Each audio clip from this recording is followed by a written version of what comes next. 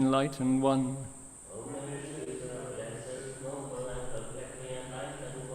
Namo Sadanto Suchedoye Olahadi Samyao Samputoshi.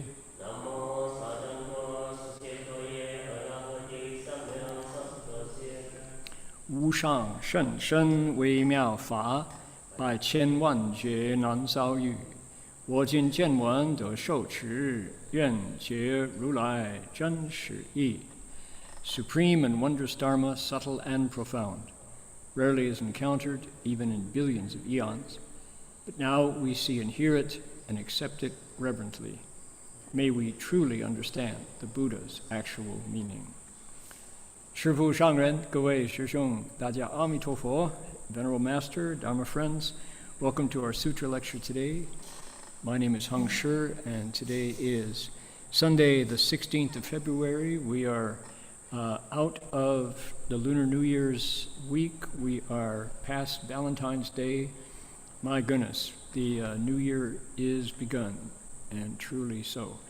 I'd like to mention, before we get started, that encouraging people to ask any questions you might have. We're going to be including a Q&A session towards the end, or maybe halfway along, so we can kind of break up the long session of listening to one voice drone on. So that's what we have in mind. Now, those of you, let's see, we have 60 of us here on the Zoom call. We have friends listening in Vietnamese. We have friends on YouTube. So any of the ways that you would like to pose a question, ideally the question has to do with the Sutra or with cultivation of the Dharma. That's what I'm interested in, and that's what I would be happy to discuss with you. Okay? Alrighty. So to continue our preliminaries.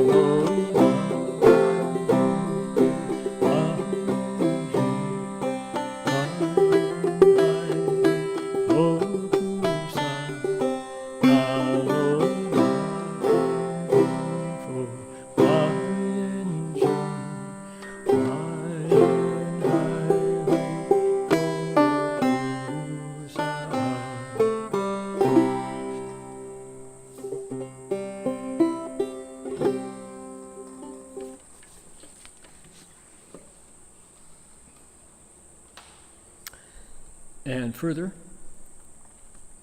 we would like to respectfully acknowledge the Kompo-Meri people of the Ugambi language region as traditional storytellers and custodians of the land where this monastery is located.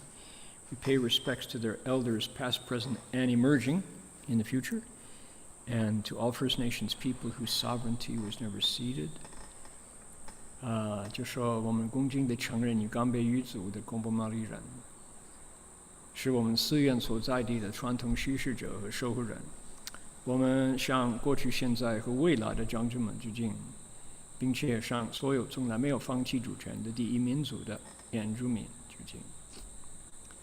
Yes. And with our brand new bell, because this bell is so resonant, it rings so long, we only have to hit it half as often.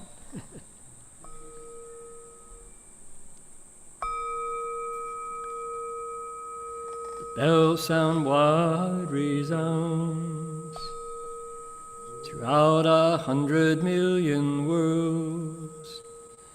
The Buddha's law is heard and spread all throughout the triple world. The wondrous sounds that everywhere fill the Dharma realm with peace.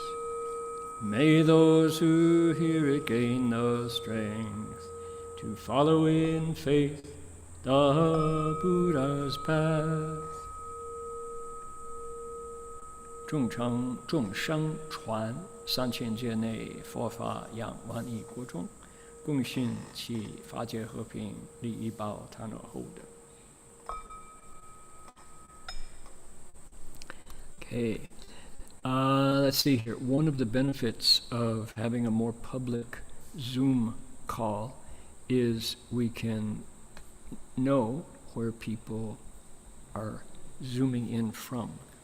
And if you'd like to add where you are located to your name in Zoom, that lets us get a sense of how far our Sutra lecture is traveling. For example, on our call we have, for example, not everybody, we have friends from Shanghai right next to people from Palo Alto. We have friends from Montreal with friends from Singapore. We have Dharma friends from Perth and Dharma friends in Hanoi, right?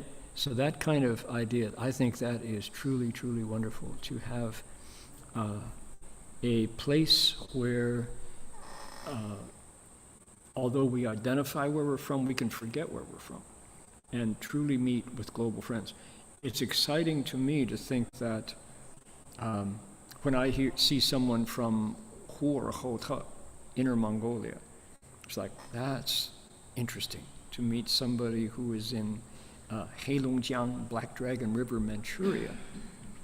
For me, that's so far away. That seems kind of exotic and exciting to meet and exchange Dharma ideas with somebody from Mongolia. For the people who are dialing in from Hunan or maybe from Hanoi, to be able to meet with somebody from Palo Alto, California, or maybe Scottsdale, Arizona, or maybe Montreal, Canada, or Toronto, or Vancouver. Maybe that's a place they've heard of their whole life, but never imagined that they would be able to share with someone from there. So that's the joy of internet technology, isn't it? Now, we, as I mentioned, we're encouraging folks to ask questions if you'd like. I will try to get to them, and we definitely, there are more questions than we have time to answer.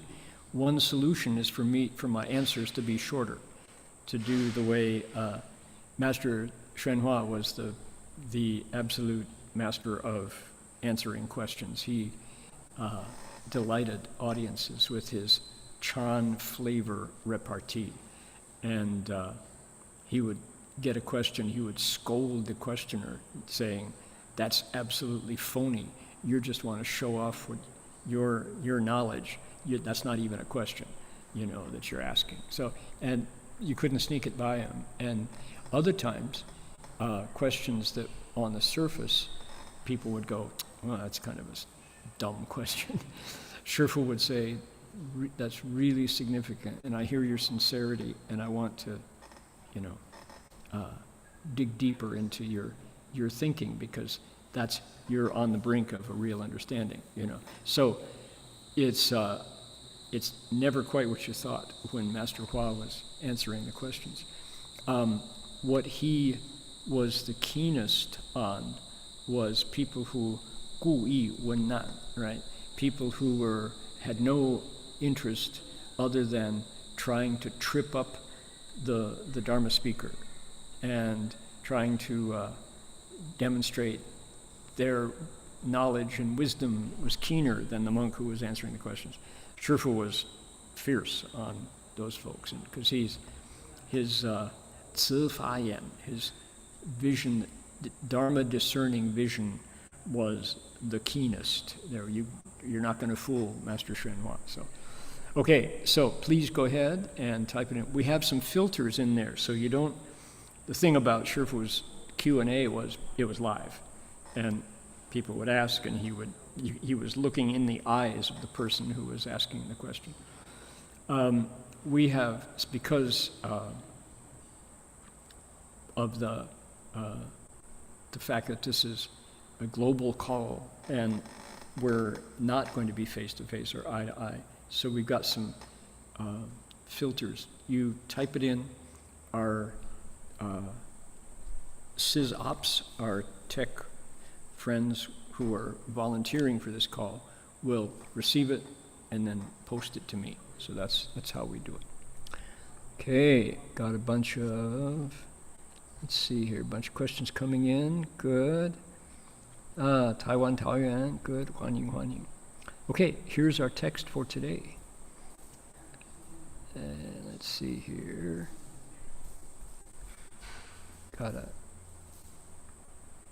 There we are. Well, my goodness, look how this just got so big. Shrink it down again. Here we go. All right. Here is, let's give you just a tiny bit of context. Sudana has been walking on the road, digesting what he learned from his last teacher. His last teacher was this psychic power monster, this monk who was so expert at shantong, at psychic abilities, that he could do all the amazing things that science says you can't do. He could fly through space. He could reach out and touch the sun and moon with his hands. He could drill through solid rock and then walk on top of water and all of that, what? How is that possible kind of stuff? Yes, he did all that. But more amazing was how at the end of his description of what he could, his door to liberation, his Jetoman, was he said he could go to all the Buddha's places, wherever Buddhas are speaking Dharma, and make offerings to them there, and learn what they were teaching in every direction. He could go north, south, east, west, in between, above and below, all the 10 directions to do that. Just while, in this body, he could do that. So you go, that's amazing, right? So yes, and he explained how he could do that. And he taught it to Sudana. Now, Sudana has to learn that stuff, because why? The last thing that Ocean Cloud, the monk Ocean Cloud, did was send him on to the next teacher. So you go south, hit the road, go meet so-and-so. And so Sudana is between leaving Haiyun Biqiu and going to the next teacher. He's got to take what he can get, as much as he can absorb from the last one, the last set of instructions. And the sutra is very specific that he does digest the last instructions before going on to the next ones. So now he's met his teacher, and the teacher is now currently confirming, yes indeed, Sudana has made the Bodhi resolve. So what Sudana does, first of all, when he comes to every new teacher, is he makes his request. He requests Dharma. And his standard is he asks 2 questions. He says, I want to know how somebody can xing pusa dao, can travel the bodhisattva path, and xiu pusa heng, how does he cultivate bodhisattva practices? Okay? And I wanted to add, in preparing for this week, this is lecture number 105, if I'm not mistaken. Maybe Jerry, is it 105 or 106? Since we started this chapter, we've done 100 plus lectures in the Ru Fa Jie Pin, merging with the Dharma realm, entering the Dharma realm, mastering the Dharma realm. So 106 lectures so far, 105. Okay, so Sudana has done that. He's asked his 2 questions, but this is how I want to explain what's going on here.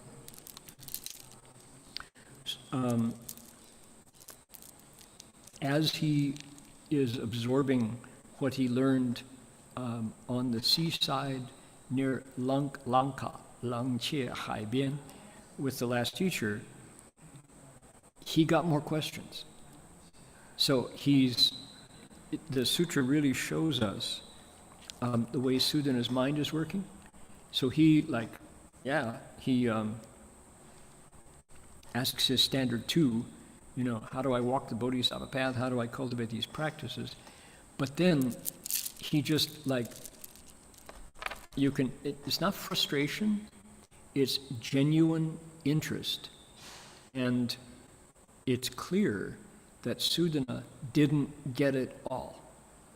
He didn't, in absorbing what he learned at the last teacher's place, it stimulated more questions. So yes, he got some answers, but he's got more things he needs to know. That's what we're learning today, okay? So we'll start right here and do that much. This is kind of repeating last week, but I'm going to stitch it into today, okay? So here we are. Ready? All right. 时善哉童子顶礼其祖，绕五梁匝，与前合掌而作是言：圣者，我以先发阿耨多罗三藐三菩提心，而我谓之菩萨云何学菩萨行，云何修菩萨道。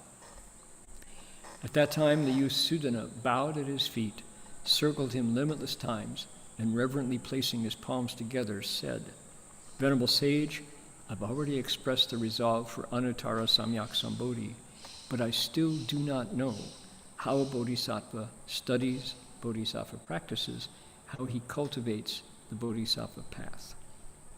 Okay. Right? Now, we know this is the Chinese Mahayana, known as the great vehicle, the big car, the large SUV. This is the big conveyance. It's a bus. It's the Mahayana big bus. So for that reason, the word bodhisattva comes into play. Sudana is not saying, I want to know how to end suffering. I want to know how to get wise. He's not. He wants to know how bodhisattvas practice, because this is what Manjushri planted in his. This is how Manjushri opened his mind and kind of pointed him in the right compass direction and gave him a push. You go ask these questions. And the very same answers to his questions could lead him to the Arhat trail. The Arhat trail, Arhat path, is a path of ending suffering. And it's hard. You have to end desire. You have to get rid of the self, which is like a coat of paint. It's that hard to remove. But he's not. Those very same practices with a different orientation, with a different motive, could lead to that kind of go to heaven, you know. Arhats are, suffering is ending, suffering's over for that level of practice. And it's noble. There's no doubt that that's difficult and rare to have somebody want to say, I don't want wealth, I don't want pleasure, I don't want, to be happy. I want to go beyond samsara. I want to get out of the flow of birth and death. Really rare, really special. Sudana doesn't have that as the motive. So that's why how do you study Bodhisattva practices means he's got that extra part, which is 自度 度他, 自利利他, 自觉觉他. Take yourself across by taking others across. Helping yourself out by helping others out. And waking yourself up by waking others up. That's that extra thing that makes it the Bodhisattva path. And from, if that lights your eyes up, if that gives you a kind of a shot of adrenaline in the heart, this is the teaching for you. Not everybody has the patience. Not everybody has the confidence or the faith that at the end of waking others up, you yourself wake up. It's like going last. The Bodhisattva is willing to go last because each. Yeah. So because I'm here. I am tying myself into telling you why. Why is that true? You're unselfish, and you have confidence, and you have joy in the going last. It's not masochistic. There is genuine joy in saving others. So it's not all the happiness comes when you win, you cross the finish line, you're the winner. How many winners can there be? You're one winner. Everyone else is not the winner. So the Bodhisattva's joy is not in winning, it's for himself. The self is gone. It's with each individual crossing the finish line, the Bodhisattva wins, right? So all winners are his winning, his victory. That's the difference. And it's a subtle, but the joy that comes, can you imagine, for example, if we say, 助人是快乐之本, helping others is true happiness, that Chinese idiom for, that's a cultural saying, 助人是快乐之本.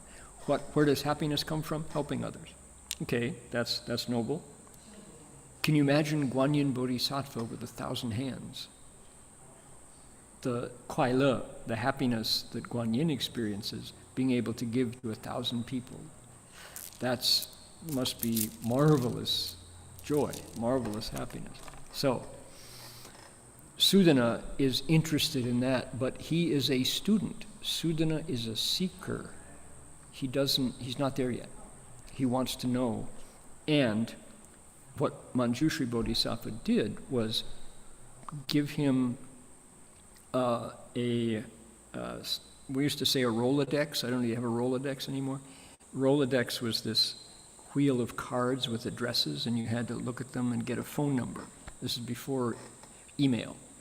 Now, what Manjushri gave Sudana was a contacts list, a set of contacts, right, of experts in this Bodhisattva path, people who have that orientation, who have that extra sense of the joy that comes from complete generosity and complete selflessness.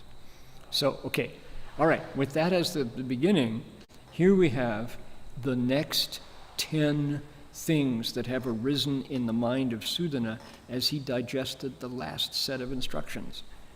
He got all this good stuff from the master of psychic powers, but in learning what he learned last time, it stimulated all these new questions. So let's take a look, and then we'll talk about it. Here we go. We have 10. We have 10. Yun he. Tell me why, or how. I want to know how. Here we go. Let's go through the whole list. All right, starting right there. 云何流转与诸 I'm sorry, one more time.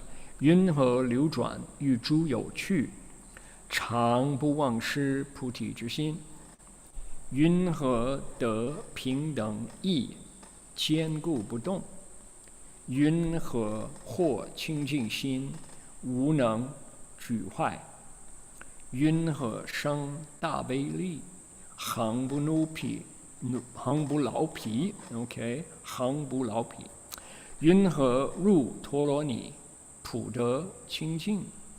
云何发生智慧？广大光明，于一切法理诸暗障。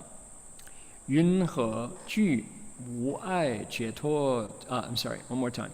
云何具无碍解辩才之力？绝了一切深深意障。云何得正念力？忆持一切区别法轮。云何得净具力？与一切去普言诸法。And finally, 云何得智慧力？与一切法悉能决定分别起意。Okay, those are the questions that arose in his mind after absorbing the last set of instructions. They are, he says, I still do not know how bodhisattvas flow and turn amid the destinies of existence and never forget or lose their resolve for bodhi. I do not know how a bodhisattva attains an impartial mind that is solid and unmoving, how a bodhisattva attains a pure mind that cannot be destroyed, how a bodhisattva expresses the power of great compassion and never grows weary. Further, I do not know how bodhisattvas master Dharani and attain to purity, how she expresses the vast great light of wisdom and is free from obstacles to understanding dharmas, how she gains the power of unobstructed eloquence that fully understands and decisively comprehends the treasury of deep meanings, how he attains the power of right mindfulness and remembers all the various dharma wheels, how he attains the power to purify the paths of rebirth and to speak the Dharma within them. Finally, how he attains the power of wisdom and is able to clearly distinguish the meanings of the Dharma. This kid is something. He's a young man. You see my desktop today? Here is Sudana. I found some images of Sudana where he's not a baby. That's what I wanted everybody to notice here. This is Sudana as a young man. This is how the Sutra describes him, not how Chinese artists, when they saw the word Tongzi, turned him into a baby, into an infant, right?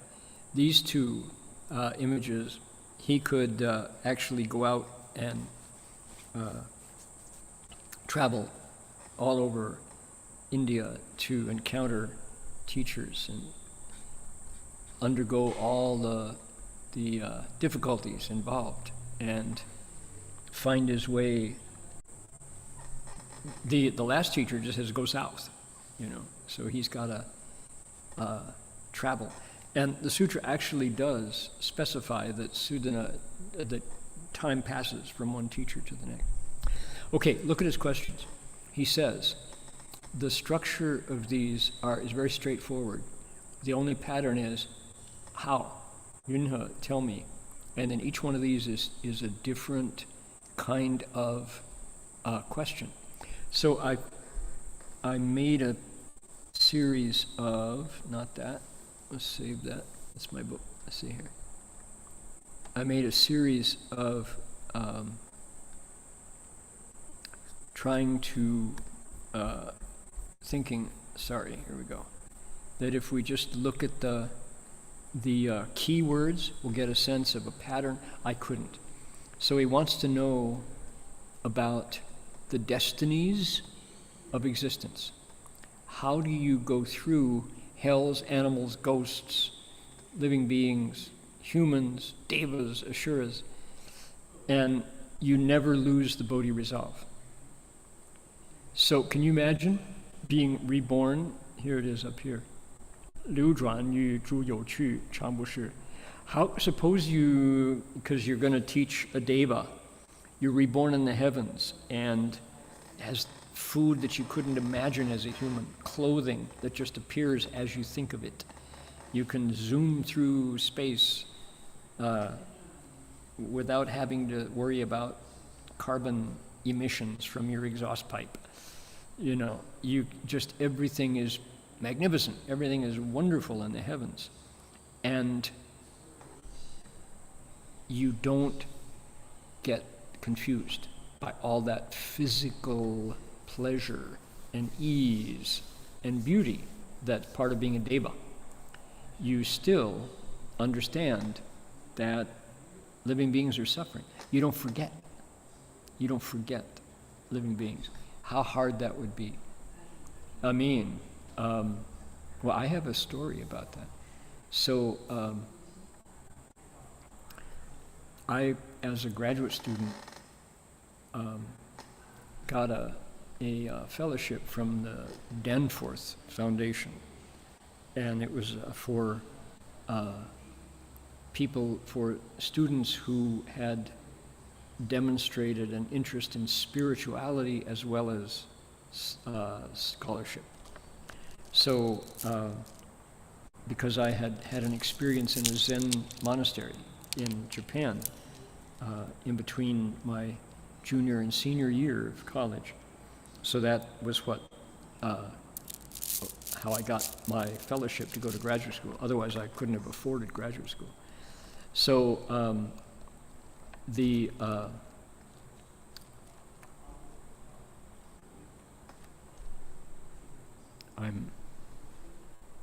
hold on here.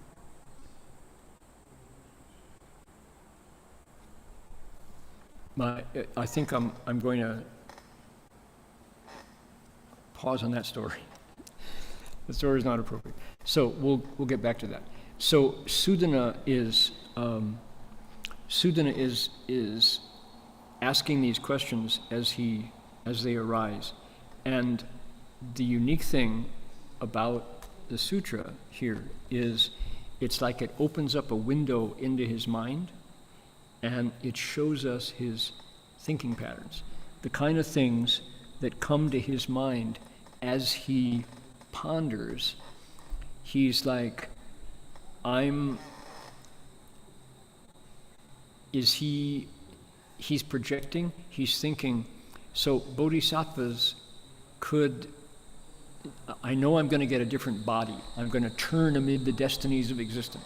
I could come back as a deva, an ashura. I could come back as a golden retriever, I suppose, in theory.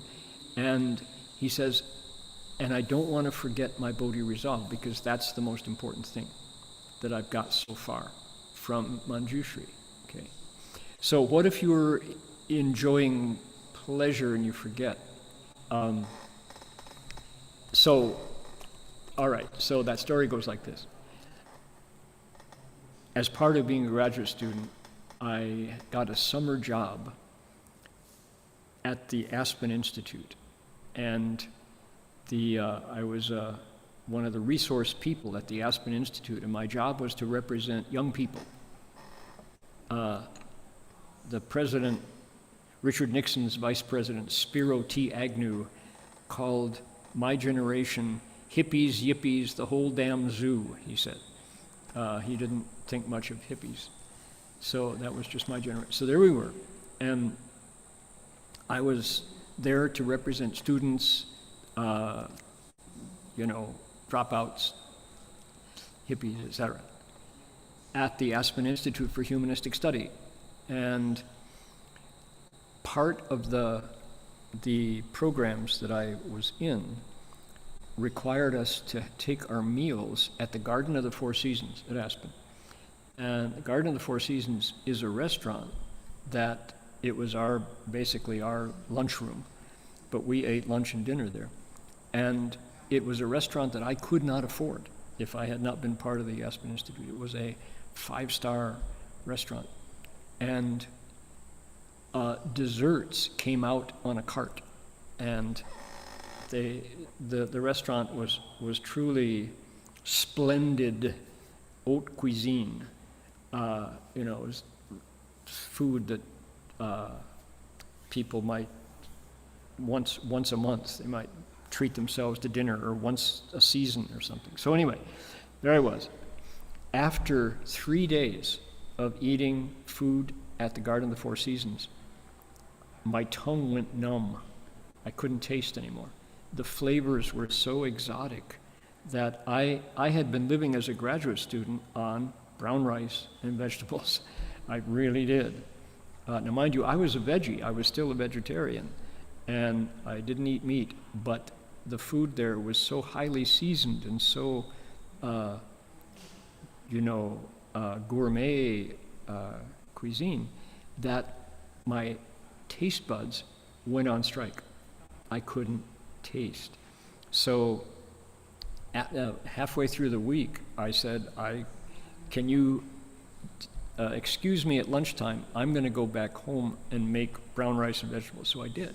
I went back at lunch and made my own simple food. And sure enough, it took a couple days, and I could taste again. People can't believe that. I mean, but eating every meal at the fancy gourmet restaurant put my taste buds to sleep. Can you imagine what it's like in the heavens amid the destinies of existence, where Sudana, says, how do bodhisattvas eat every meal at the Garden of the Four Seasons and still, want to get involved with living beings and all the nastiness and mess that are in getting people's trust, being able to talk to them, speaking Dharma for them so that they get this idea that maybe what the marketplace tells them is pleasure is actually not, is that Las Vegas is not America's playground, that, stimulating every one of your senses does not, in fact, lead to satisfaction.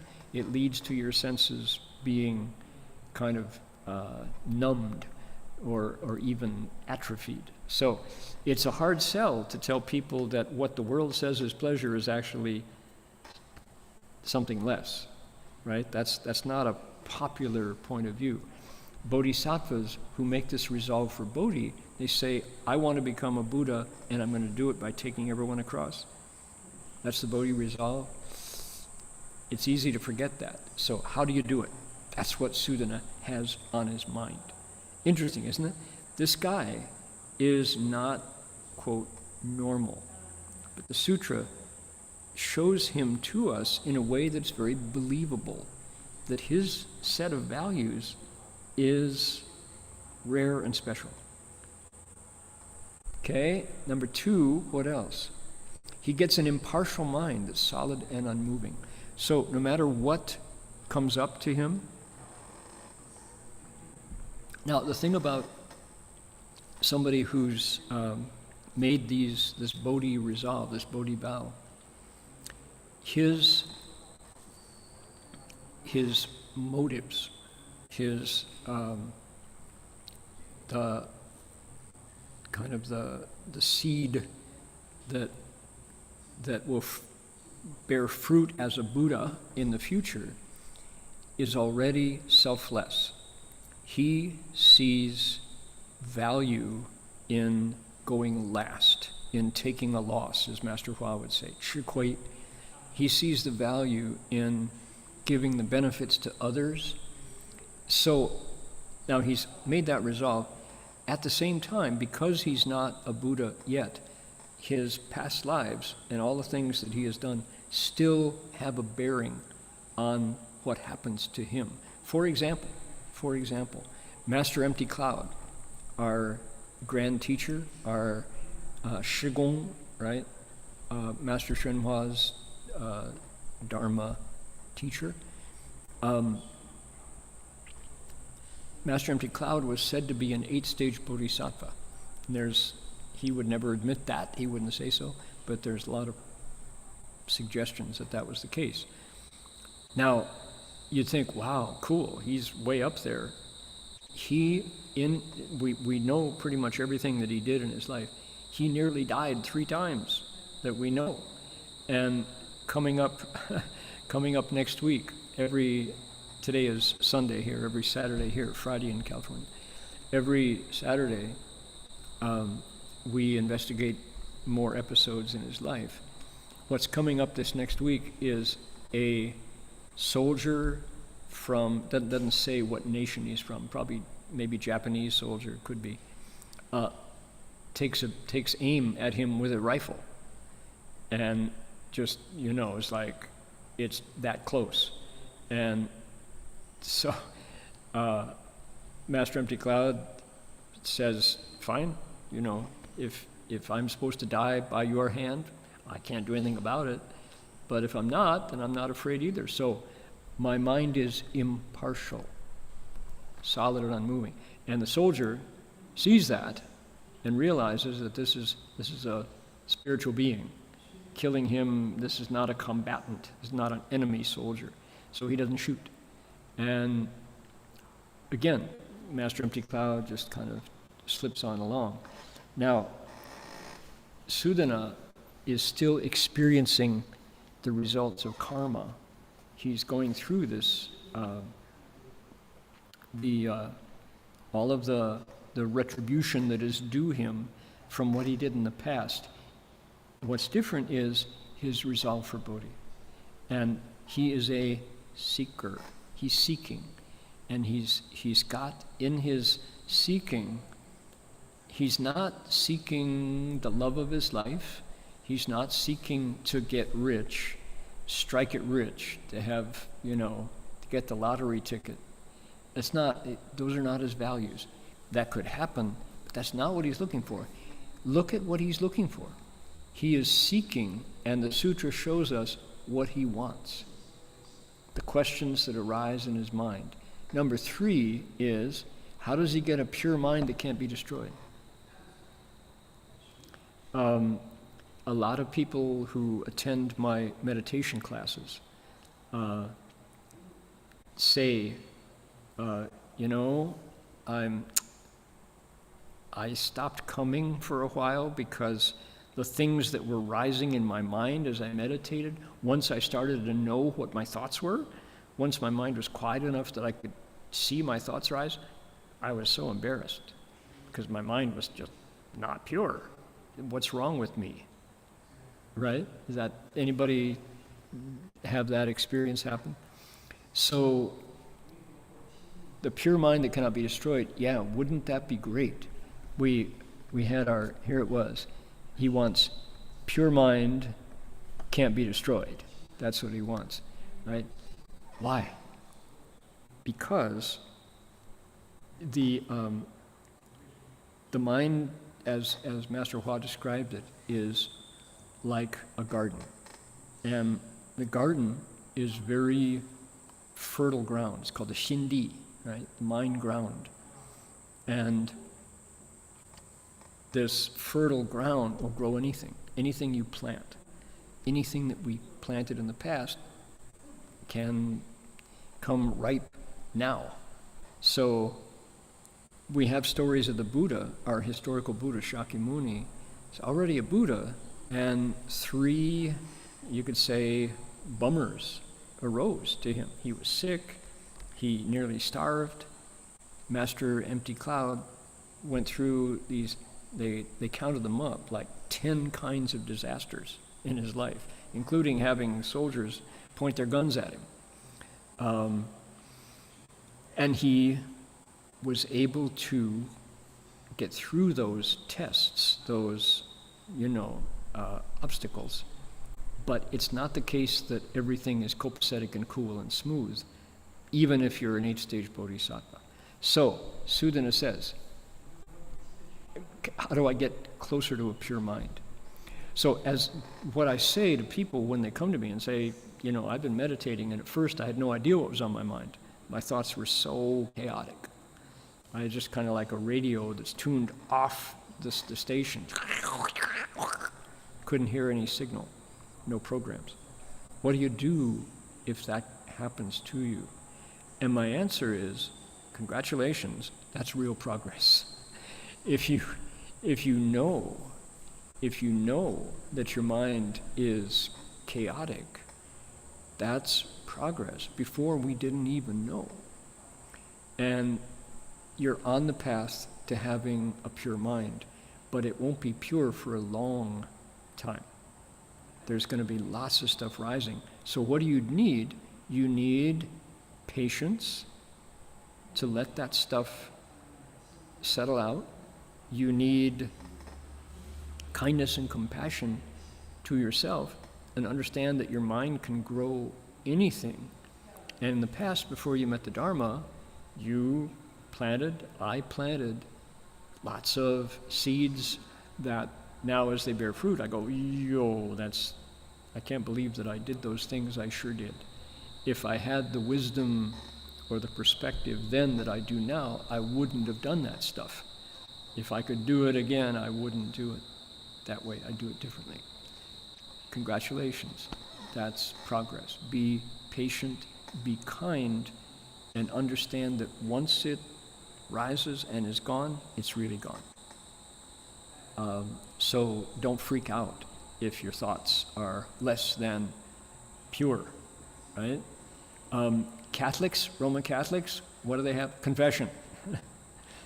Forgive me, Father, for I have sinned, right? And you confess those things to the priest, who is there to allow you that same process.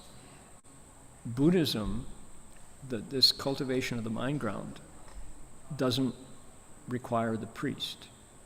What, excuse me, what it requires is checking with the sutras to understand that thoughts are impermanent. Thoughts are not you. Thoughts are just part of the skandhas. They say the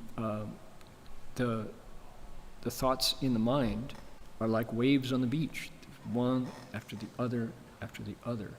As long as you can catch them, observe them rising and falling, you are not.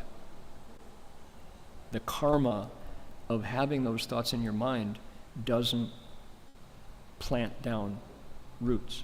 It doesn't result in negativity, right? You don't have to, there's no suffering involved if you can be patient as the thoughts rise and fall. You can test that out yourself. Watch them fall. When they rise, if they rise again, okay, so that was a habit. Even the deepest seated habits can still be purified simply through patience and saying, if it's harmful, I don't do it. I'm not going to do it again. So, all right, pure mind, that's how. He says, how do you express the power of great compassion and never grow weary? My answer is listen. Listen to suffering. Guan yin, guan shi yin.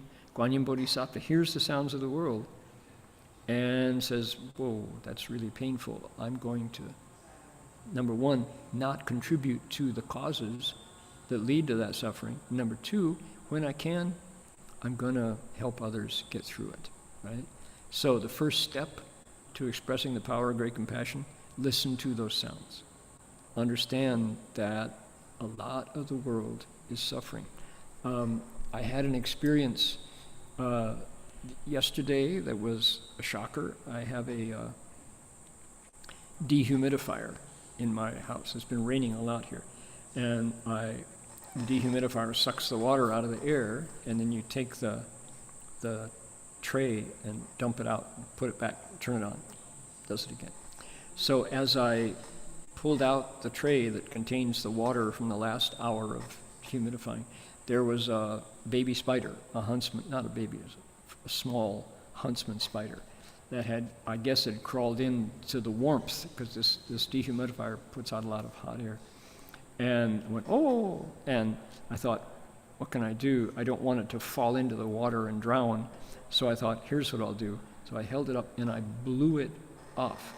And I went like that and blew the spider down onto this tatami mat that I have in front of where the dehumidifier is.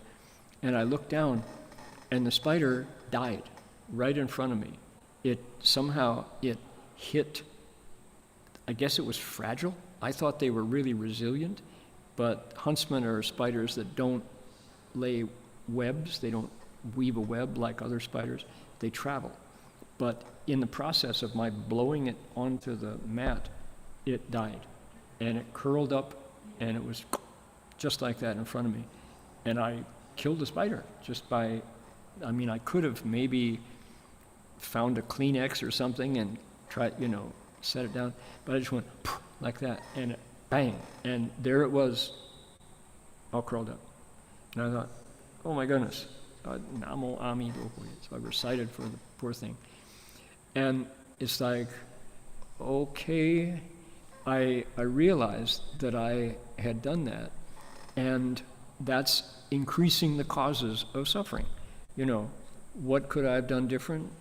It's a small thing, and it was on this machine, and there was water there, and there was heat, and lots of things that could hurt an insect or an arachnid. But to see you're causing somebody who, as a monk, doesn't want to increase suffering. Sure enough, somehow that spider died before my eyes, And it's like, okay, golly, monks have this practice, monks and nuns, that when we get out of bed, we say, 从早间至旦知之木，一切众生自会护。若因无益伤其心，愿与居士上净土。All living beings, from early morning to close of day, all beings must look out for themselves. If I should unintentionally crush your form beneath my feet, may you quickly be reborn in Amitabha's land. So we recite that as we take the first step out of bed in the morning, knowing that having a huge human body, clunky, there are lots of little creatures that have tiny bodies, and it's inevitable, especially when walking or emptying your dehumidifier's tray, that you're gonna, without intending to, harm creatures. So that helps a little bit, knowing that that's going to happen. At the same time, this reality of impermanence and suffering is sad, and I experience aging in my own body, and the suffering of ill health is visible to me every day in the presence of these cockatoos. We have large parrots in Australia that are vulnerable to a disease called beak and feather disease, cytosine with a P, PS, cytosine, parrot beak and feather disease. It's incurable, it's contagious, and it picks out this bird and not that bird. Their beaks and their feet get distorted and overgrown, and their feathers fall out, and yet they can sustain this gradual wasting disease over years. They don't die right away. But the thing is, it's contagious among birds, and when a bird among the flock is suffering, they look so dramatically sick. Their feathers are falling out, and they look grotesque. The other birds shun them. The other birds do not associate with them, or they attack them, It's really, really sad to see a bird that, because of some finger of fate, picked out that one. They're afflicted with this disease, and yet they come to be fed as well, So to see this happen, it just reminds you that suffering is really hard and sad.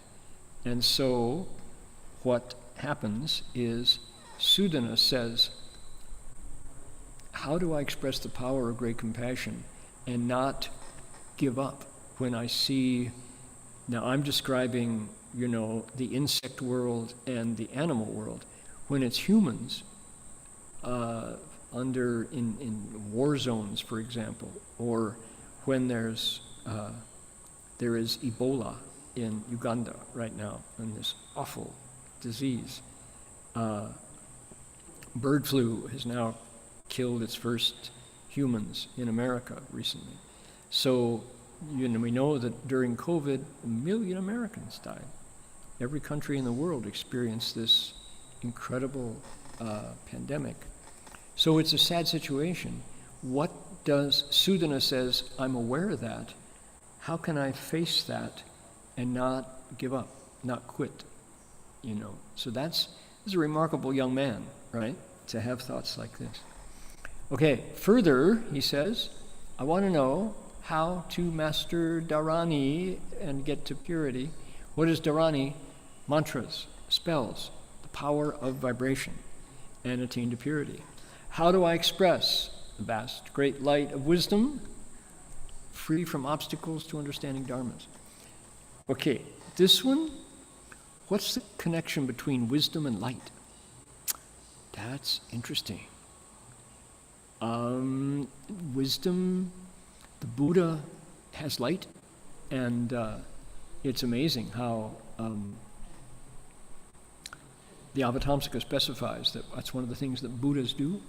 Before they explain a sutra, they send out light from different parts of their body. And this one, honestly, beyond my pay grade, I don't know, but wisdom with a vast, great light. Sudana wants that. And furthermore, he doesn't want anything to obstruct his ability to understand dharmas. Okay? That's in his mind. That's what he wants. Furthermore, check this one out. This one is like complex. Let's look at the Chinese here. Yun he ju, the verb is to be full of, complete with, wu ai, unobstructed, jie, bian cai, unobstructed understanding of the strength of eloquence. Okay, that's one half. Okay, let's go back, do the head word technique. Li, I want strength. What kind of strength? Bian cai zhi li, eloquence, strength. Furthermore, jie, understanding. What kind of understanding? Unobstructed understanding, and be full, replete with it. So the power of eloquence and unobstructed understanding. Okay, so far so good. That's half. Second half, 觉了一切生生意藏, and to understand the most profound repository of meaning. So far so good. Look at that one. That's what he wants. This kid is amazing. I want the power of unobstructed eloquence that fully understands and decisively comprehends the treasury of deep meaning. Why? Why would that be something that he wants? Because he knows he's got to make sense. How is he going to teach living beings if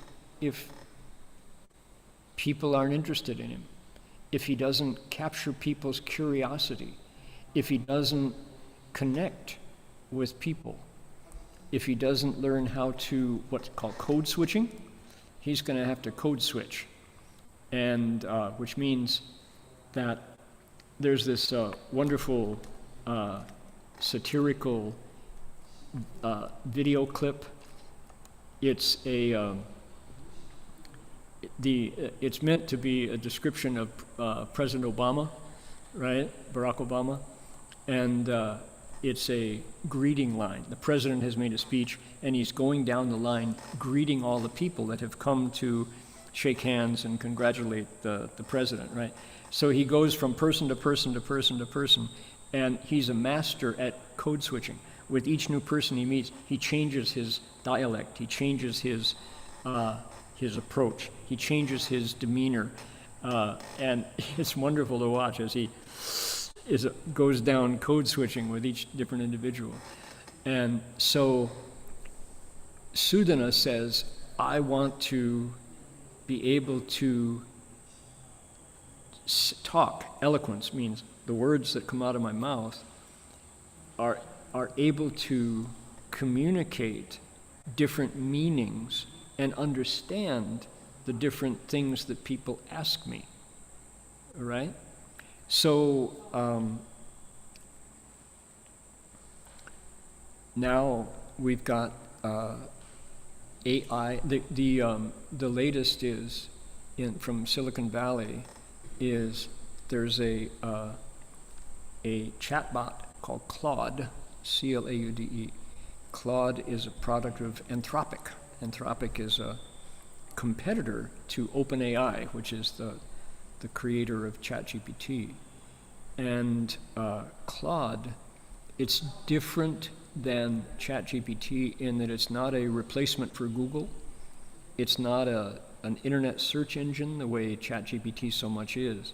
Claude, it says, is there to reason for you. Claude is your companion.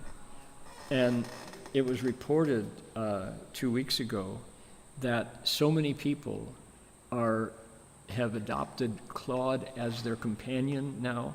And it's just, you type in questions, right? It's just a standard, it's there on your phone.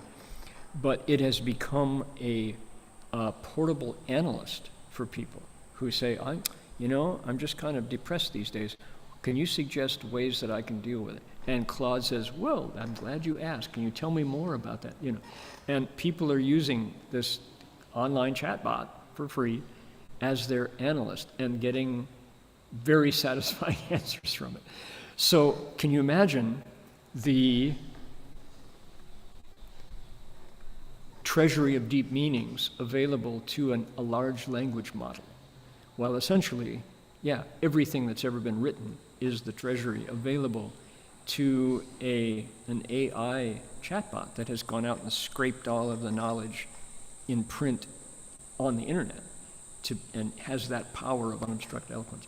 So Claude is able to do that for people and just somehow, in a very satisfying way, become an advisor for so many people worldwide, right? So anyway, I'm not advertising for this chatbot, but I've heard that that's remarkable.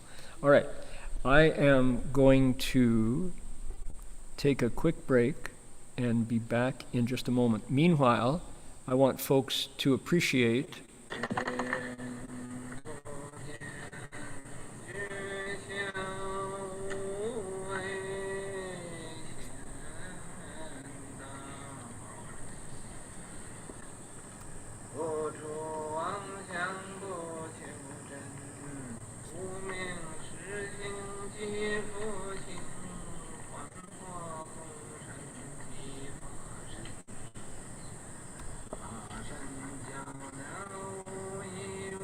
What are we listening to? We're listening to Master Xuanhua's Song of Enlightenment recording.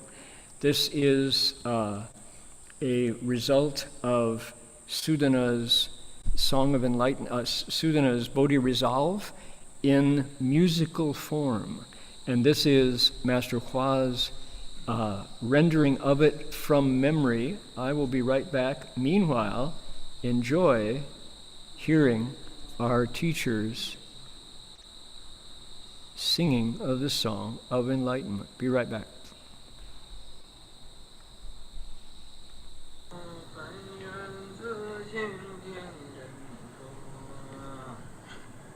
It gets louder.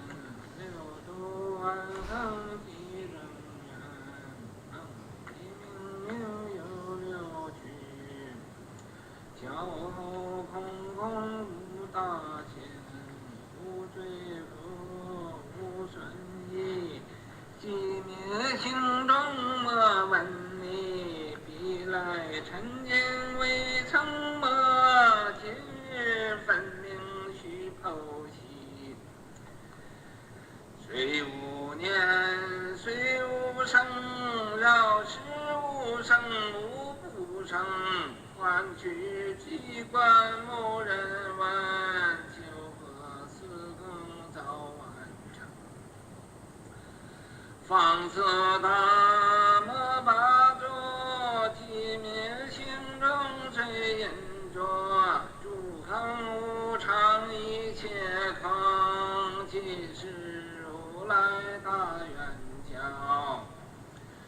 定说标准上，有人不亲不看人心憎，直接根源佛说因，再也寻知我不能。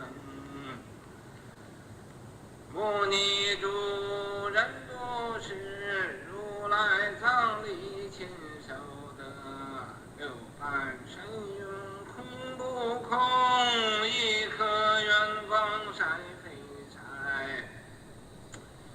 境无根得无力，为增乃至难可测，尽力尽力看行见不难，水中逐月真念得，常度行常度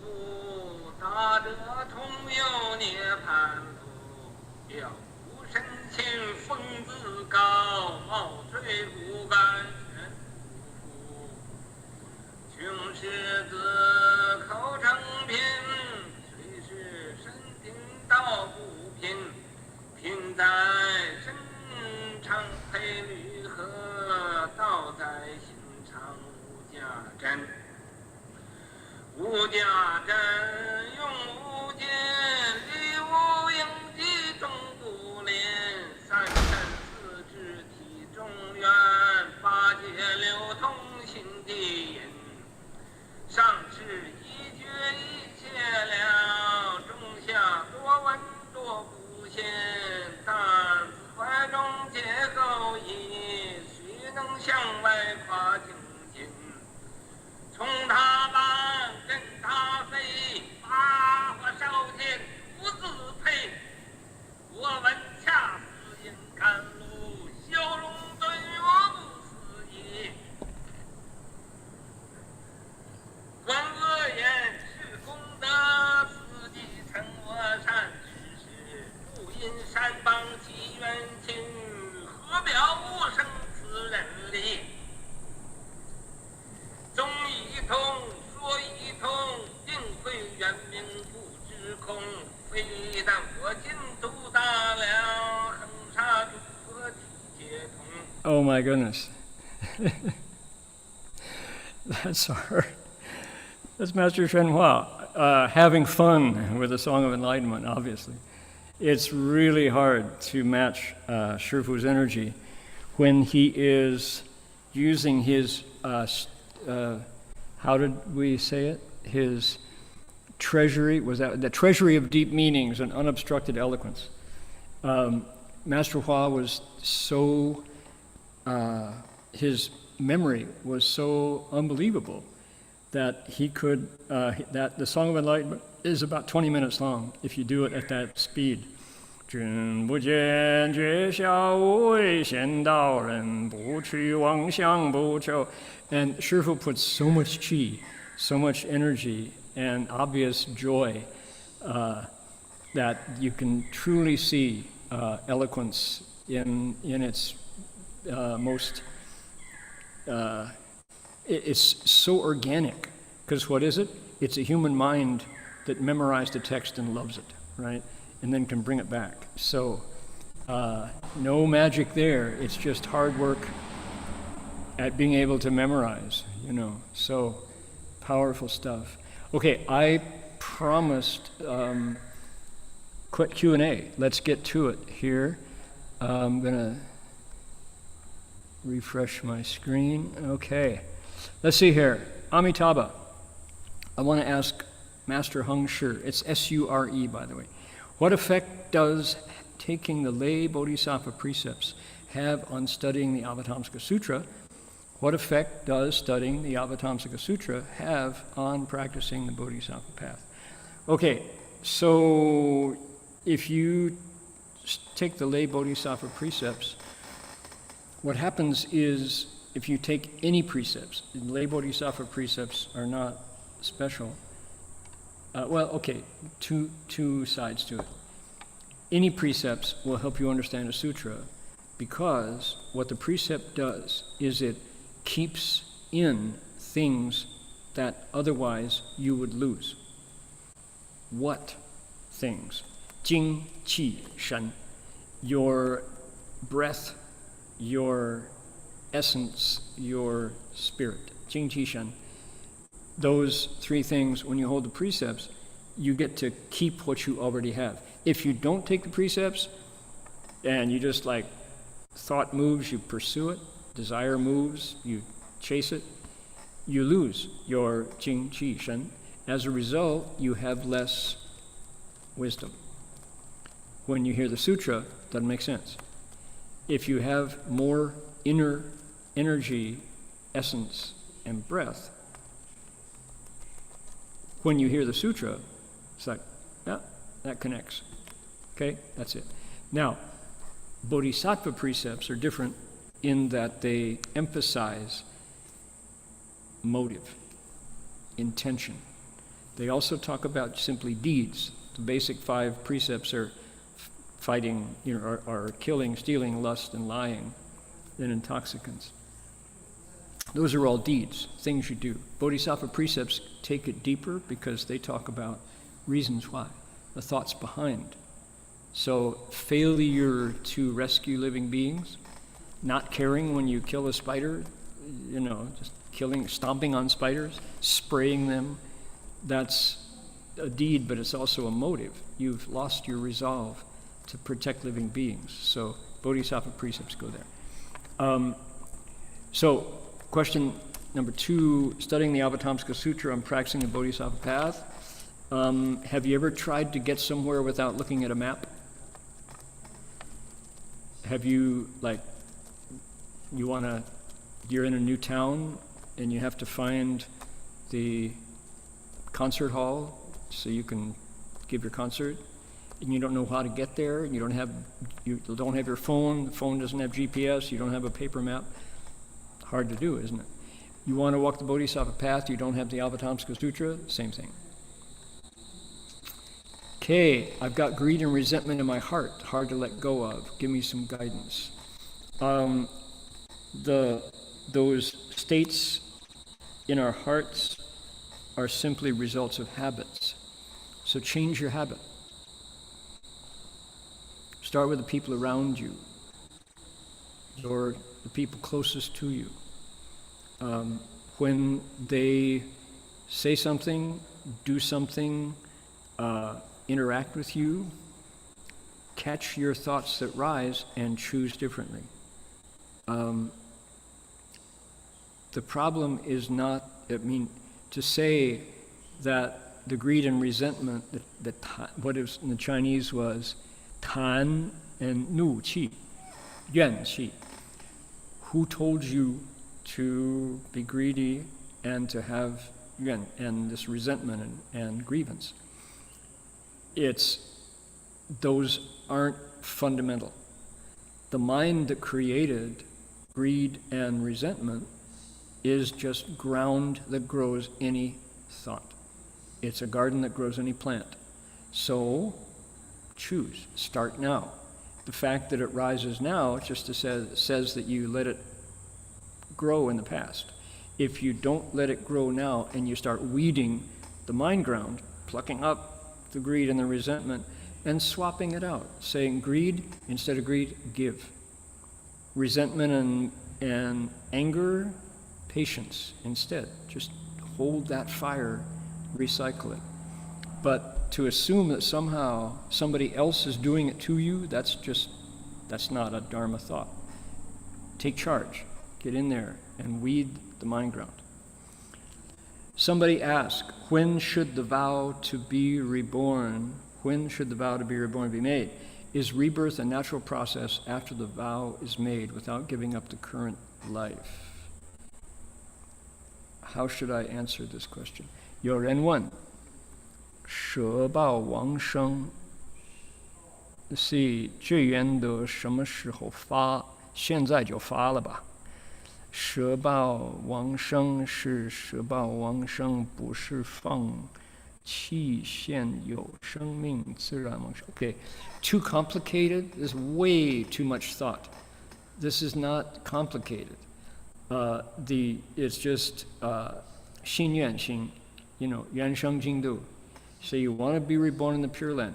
Why? It's a story. The Pure Land's a story. The Buddha saw that his monks didn't understand it, said, I'm going to tell you a story. And he says, you better believe it. It's hard to believe, better believe it. It's a story. And footnote, all religions are stories. Every single religion on the planet is a story told by somebody about a better day. Better times will come. They told about some wonderful being, some divine being, who created a place that's better than the one we're in now. That's where stories grow. The best of those stories included instructions on how to live as a human, how to be in your life and your body right now for the future, for a better day, for a better place.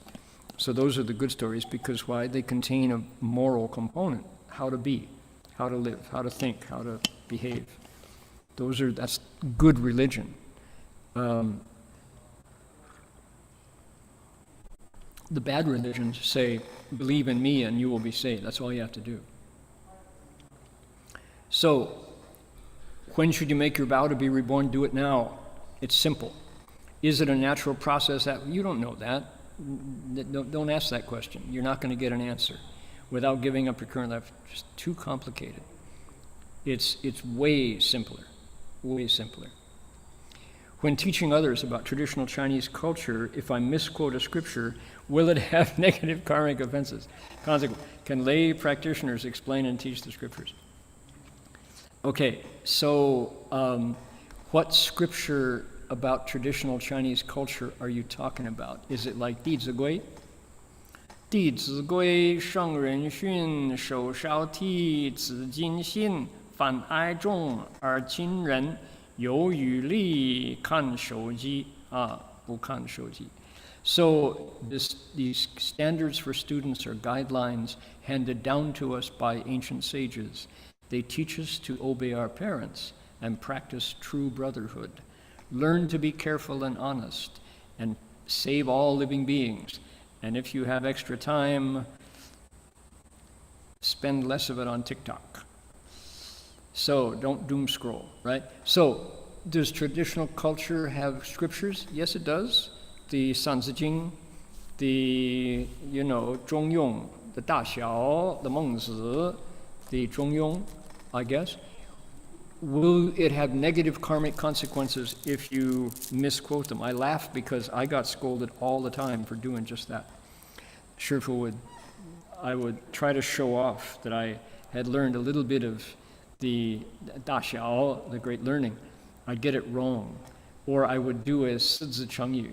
The one that I consistently still get wrong was, let's see here. I'm going to forget it. Oh, 弄巧翻桌, 翻巧弄桌. I used to say that. And I would get it wrong, and Shifu would blast me for getting it wrong. To basically, it's, is it, I still don't know, 弄巧, 翻巧弄桌. 弄巧成拙. Okay, so I would get it. There we go. I still get it wrong.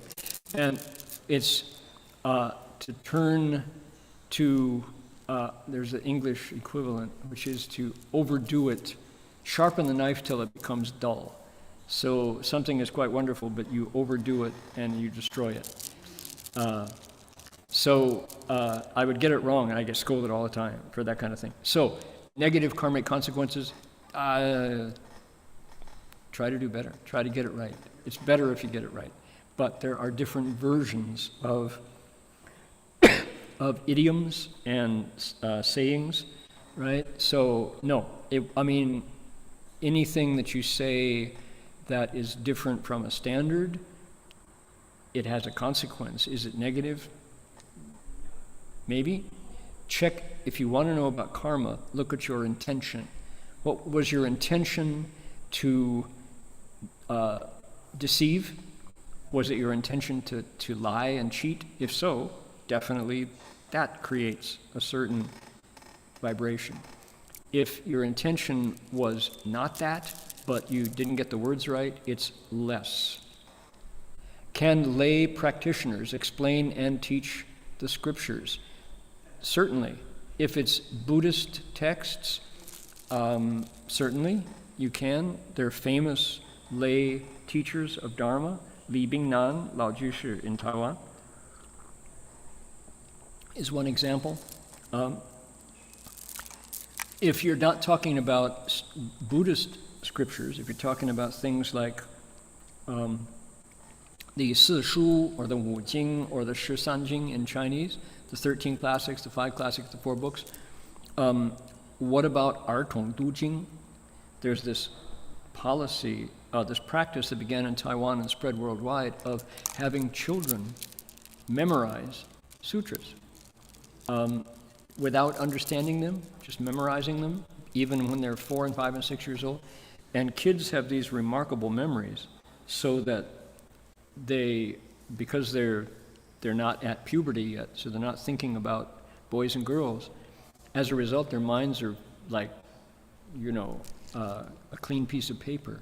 So kids can do this remarkable thing of memorizing sutras, great quantities of scriptures. Now, that is not explaining and teaching, but my point is, scriptures are public domain. They are out there and available. Nobody owns them.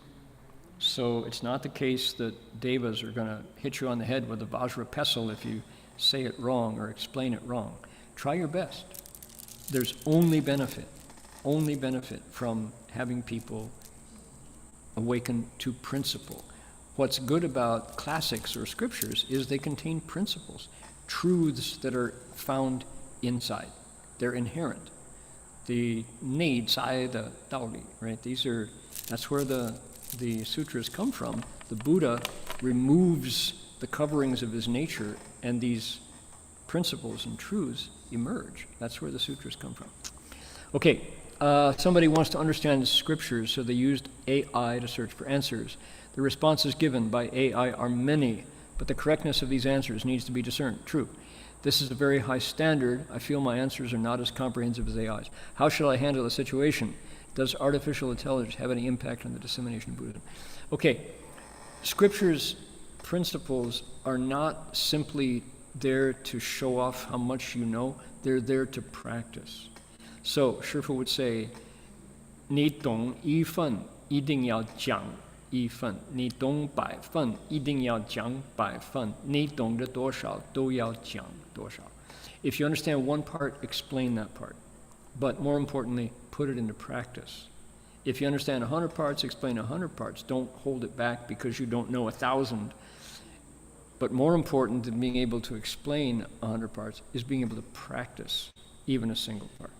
So don't worry about AI. Don't compete with AI. How can you compete with a machine? The machine gets 0 fun, 0 quality, points. Because why? They don't have compassion. They don't have virtue. Virtue is the key, right? Virtue is our nature uncovered through cultivation. Then it shines. No algorithm coded in by others are ever going to have the virtue of a human. So the most important part is not how many, how many answers you can provide. It's can you actually go and do it. Somebody who can actually, Shifu would always say, the important thing when you, Shifu would say that someone who is not eloquent, who actually stutters, but who has genuine virtue as a result of their own cultivation, can move people to change their behavior.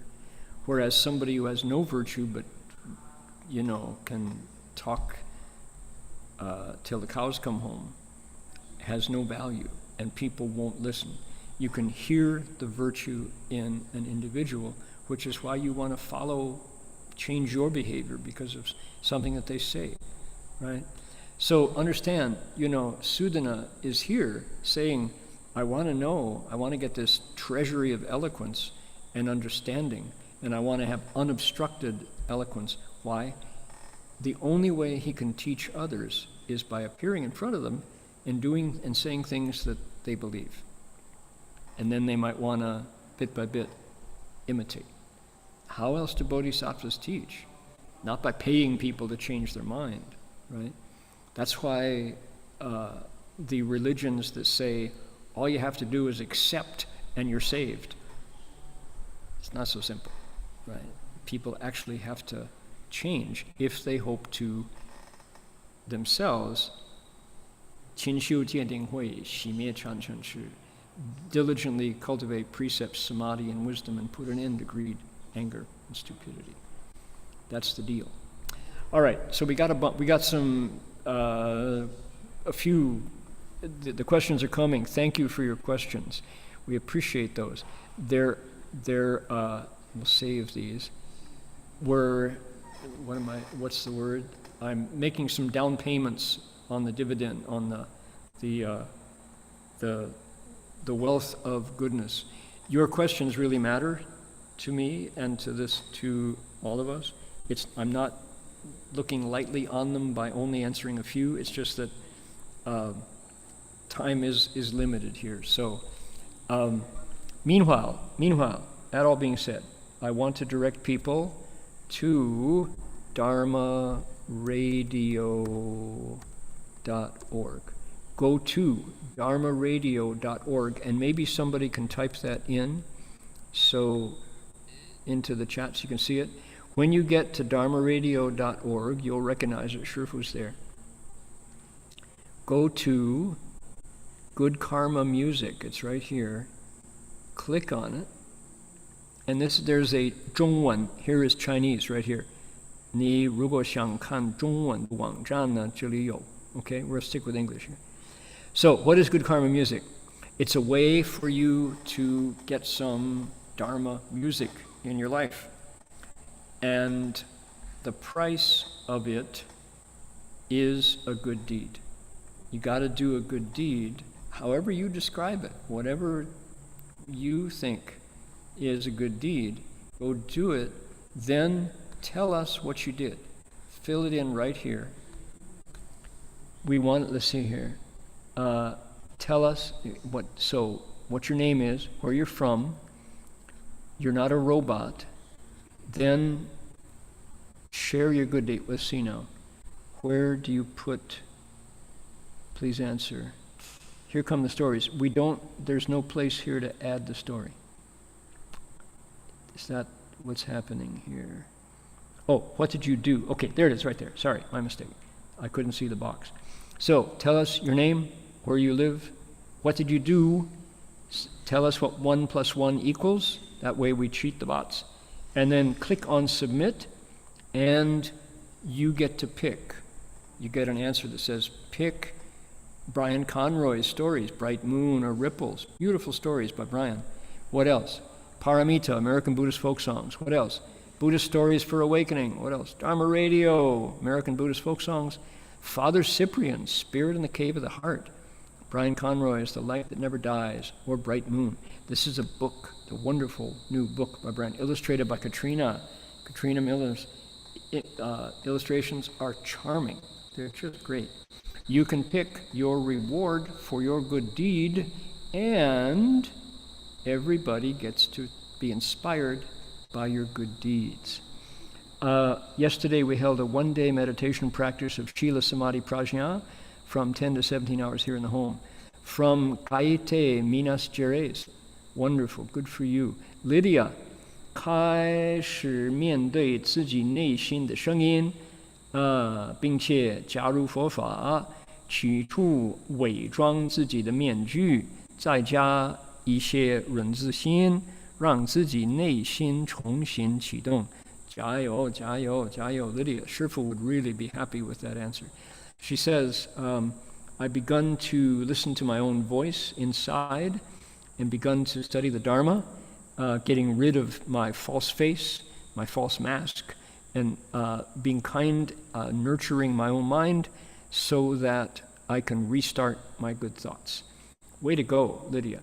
Bobo from China, help the elderly recite Amitabha. Yes, indeed. Izzy B from San Francisco. 2 small apples I was going to eat during my long drive home. A lady was standing in the rain asking for food. I rolled down my window, gave them to her. Good for you. I really hope that you picked some music that you enjoy. Students from the 2nd and 3rd grade class at City of 10,000 Buddhas.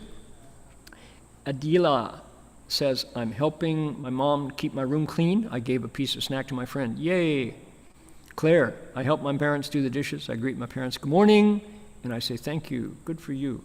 Johnson, I give my sister my seaweed pack. It's my favorite snack. Wow, that's tough. That's hard to do. Good for you. Mia, I am kind to nature around me. Yes. Jessica, today I helped Johnson at recess. Did you get some seaweed for Johnson? He likes that. Cheryl, I'm respectful to my parents. I followed lunch rules today. Way to go, dude. 3rd graders, Ava, I cheered for my best friend today. How did you feel afterwards? I bet you felt really warm in your heart. Annie, I did my chores. I remember what I needed from my homework. Okay, fantastic. Now that was all back in, I haven't read this since October. Okay. Thank you, 2nd and 3rd grade class members, for your stories, your good deeds. Robson was the last one in January. Okay, we're into February. Let's get some more good deeds going. Good karma music. All righty. So that's all found at dharmaradio.org. And the music that you download, you play it on your Spotify or your Apple Music, whatever you have, your player. You can pass it on and give it to others. Encourage people to do their own good deeds for Dharma music. We have a new album on its way out. It's called Urban Lotus, a pure flower growing in the midst of the busy city. It's more American Buddhist folk songs for folks to enjoy.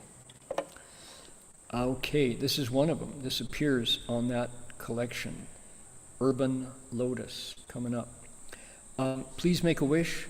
Let's dedicate our merit out to the world.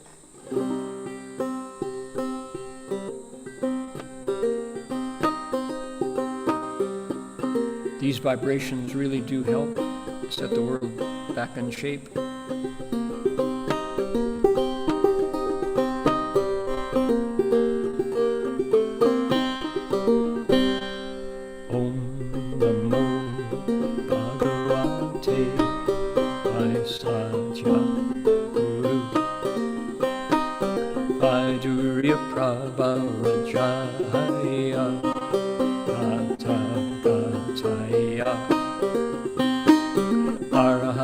Samyak Sambuddhaya Tadyata Om Aisaje Aisaje Aisaja Samudgate Swaha Om Namo Bhagavate Aisaja Vaidurya Prabharajaya Tadyata Aya Arahate Samyak Sambuddhaya Tadyata Om Vaisaje Vaisaje Vaisaja Samugate Swaha. One more time. Om Namo Bhagavate Vaisaja Guru. Come on, try it. Vaidurya Prabharajaya Tathāgataya Arahate Samyak Sambuddhaya Tadyata. Last chance, here we go. Vaisaje, Vaisaje, Vaisaja Samudgate Swaha.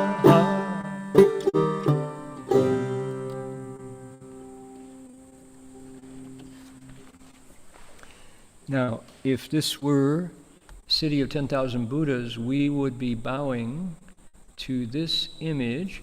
So I'm going to invite you to join us and have the experience of bowing to Guanyin Bodhisattva. Here we go.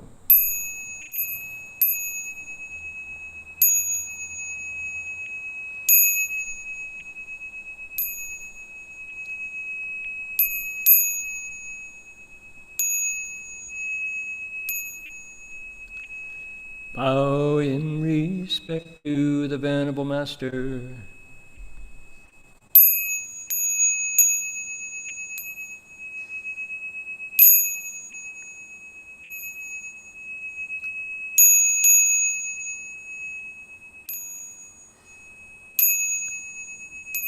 All right, everybody, that's going to do it for us today. Thank you for joining. We'll see you all next week for more of Sudhana's questions.